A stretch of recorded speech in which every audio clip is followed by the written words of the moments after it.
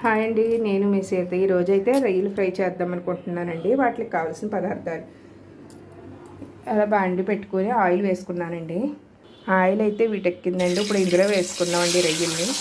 రొయ్యలు ఫ్రై అయితే చాలా బాగుంటుందండి. ఇందులోంచి వాటర్ అంతా బయటకు వచ్చేసేదాకా మనం వేపుకోవాలండి. చూడండి ఎంత వాటర్ ఉందో అండి రొయ్యల్లో. ఇందులో అయితే ఉప్పుని వేద్దామండి, అలాగే పసుపును కూడా వేసేద్దాం. చూడండి ఆయిల్ అంతా పైకి వచ్చేస్తుందండి.